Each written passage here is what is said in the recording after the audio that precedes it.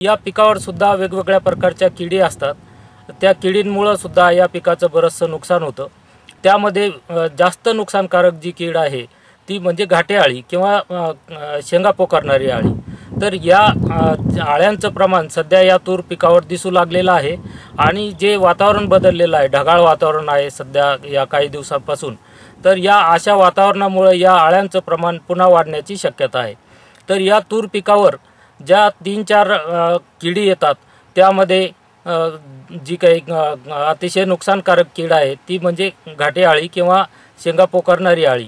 तर ही अळी काय करते, ही त्या शेंगांना छिद्र करून आतील दाणे खाते।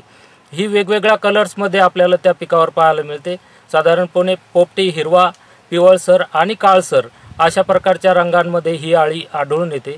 ही शेंगाच्या बाहेरून छिद्र करून आतील दाणे खाते आणि या किडीचं प्रमाण जास्त झाल्यास ही जास्त प्रकारे या पिकाचं नुकसान करू शकते।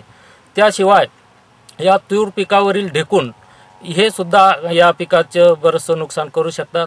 तर हे ढेकूण काळसर किंवा हिरवट रंगाचे असतात आणि ढालीच्या आकाराचे असतात। या तुरीच्या शेंगांमधील हे रस शोषण करतात आणि मग त्या शेंगांमध्ये दाणे भरत नाहीत आणि त्या अशा फोस राहतात शेंगा आणि त्या प्रकारे हे ढेकूण सुद्धा नुकसान करू शकतात।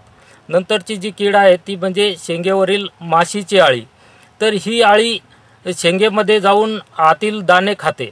ही अळी अशी पांढऱ्या रंगाची गुळगुळीत असते, हिला पाय नसतात आणि ही बाहेरून शक्यतोवर अळी दिसत नाही, मात्र आतील दाणे ही खात राहते आणि या पिकाचं नुकसान करू शकते। नंतरची जी अळी आहे ती म्हणजे पिसारी पतंगाची अळी।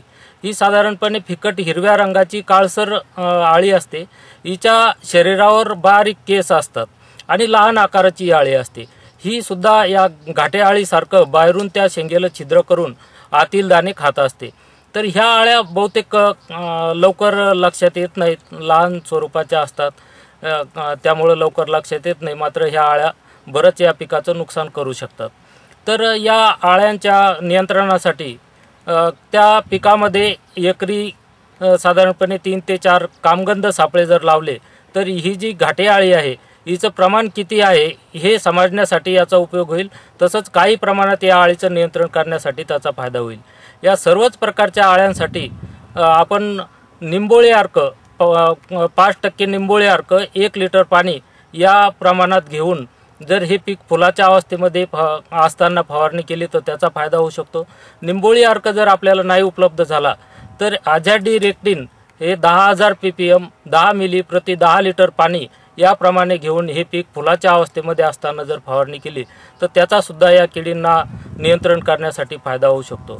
या किडींचं प्रमाण कमी असताना, अळ्या लहान असताना जर आपण क्विनॉल-फास 20 मिली प्रति 10 लिटर पाणी याप्रमाणे घेऊन जर फवारणी केली तर या सगळ्याच प्रकारच्या अळ्यांना त्यापासून आपल्याला नियंत्रणात ठेवता येऊ शकतं।